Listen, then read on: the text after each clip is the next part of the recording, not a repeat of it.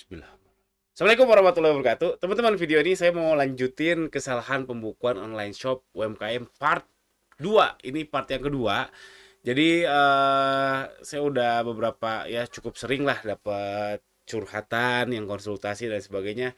Saya menemukan benang merah nih, apa saja sih yang dari sisi pembukuan ya, pembukuan online shop, apa sih yang sering terjadi kesalahan, dan ini saya coba intisarikan menjadi satu konten. Dan ini part satu part 2 bukan berarti part satu yang paling sering, part 2 yang nggak paling sering, part 3 yang lebih nggak sering, atau yang terpenting nggak, seingat saya aja sih, seingat saya.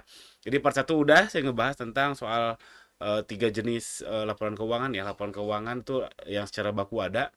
Dan part kedua ini eh, khususnya untuk UMKM, khususnya buat online shop dan umumnya untuk UMKM secara keseluruhan, yang saya temukan itu kesalahannya adalah tidak membedakan apa itu profit dan cash in. Jadi itu dua hal berbeda dari sisi laporan keuangan. Mau laporan keuangannya accrual atau cash basis, itu beda lagi lah. Cuman ada istilah profit alias untung, ada istilah cash in atau cash positif. Itu dua hal yang berbeda. Ini hati-hati, banyak setidaknya saya melihat yang datang ke saya, yang konsultasi ke saya udah bayar, ya untungnya jadi tahu ya. Konsultasi berbayar ke saya untungnya jadi tahu, saya menemukan kesalahan-kesalahan seperti ini. Dan apa sih ini beda? Emang bedanya apa, Kang? Profit sama cash in tuh bedanya apa? Oke, saya ilustrasikan kayak gini. Bedanya gini.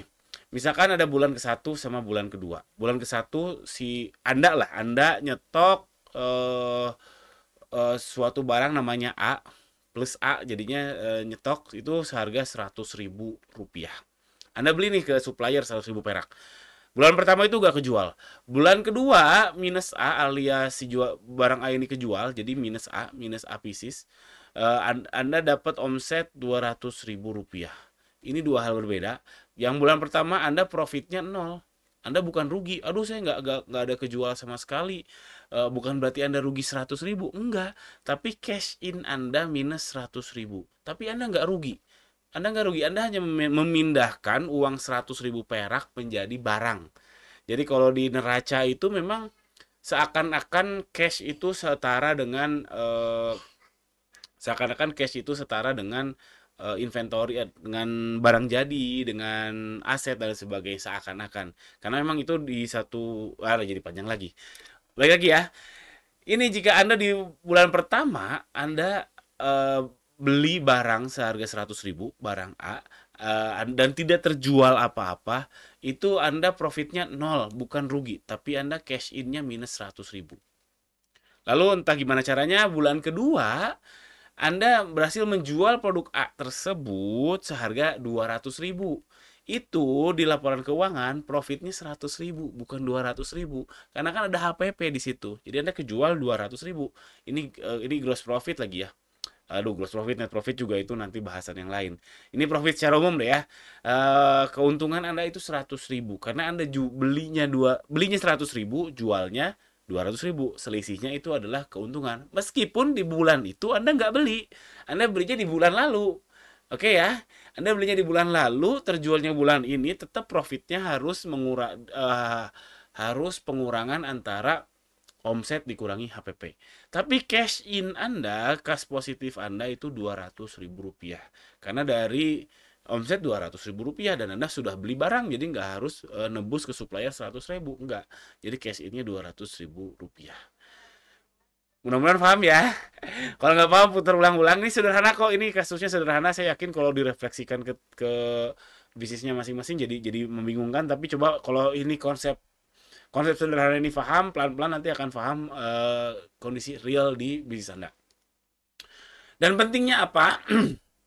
Pentingnya kalau Anda sudah tahu itu, sudah ada membedakan mana profit sama cash in, Anda bisa tahu nih kalau misalkan ketika lagi profit, cash innya positif, ya artinya bagus ya, bisnisnya lagi berkembang banget. Secara laporan keuangan, oh bisnisnya profit nih, cash innya juga besar, ya bagus, good. Terus kalau misalkan Anda sudah tahu membedakan ini, Anda bisa tahu ketika ternyata profit tapi uangnya nggak ada. Nah, ini bisa dikitakan sehat atau harus sabar dulu. Mungkin masih nyangkut di marketplace, mungkin supplier belum bayar. Itu bisa dibilang profit Anda secara bisnis proses sehat. Jangan sampai Anda merubah bisnis proses, merubah produk. Oh, ini nggak untung, padahal nggak cash in, bukan nggak untung. Untung cuman nggak cash in aja. Berarti masalah tempo, masalah pencairan, masalah uang gantung di marketplace dan seterusnya. Bisnis Anda sehat, hati-hati, jangan sampai melihat dengan kondisi oh ternyata profit tapi cash-nya negatif lalu merubah bisnis proses nanti menjadi ke yang selanjutnya yaitu nggak profit tapi cash in. Ini yang nggak sehat dan jujur saya terjebak di sini sekitar mungkin 2-3 tahun ya terjebak di sini ketika belum tahu ini oh ini profit kok padahal saya nggak profit tapi saya cash in positif itu ini nggak sehat membuat saya jadi terbutakan. Karena apa? Contoh realnya gini, saya nyetok barang di Lebaran tuh kan karena saya fashion muslim ya banyak banget. Terus habis Lebaran jelas penjualan turun dan waktu itu saya overstock, jadi masih ada barang jadi, barang setengah jadi, barang barang bahan baku yang belum belum terjual.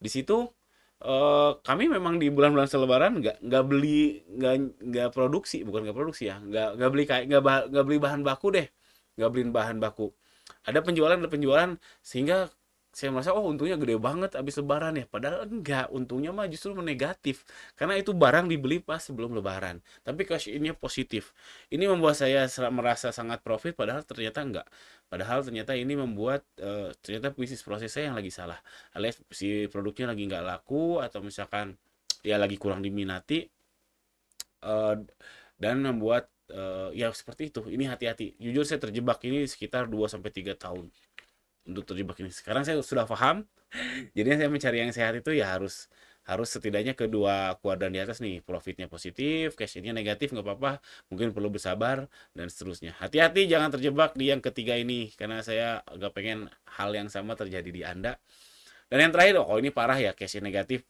profitnya negatif ini mah parah ini mungkin salah hitung atau mungkin nah ini parah deh, ini nggak akan saya bahas. Karena pasti buat Anda yang tidak bisa membedakan, belum bisa membedakan profit sama cash in, kalau kejadiannya ini pasti Anda langsung langsung melakukan sesuatu ya. Tapi yang ketiga ini nih yang berbahaya karena saya mengalaminya.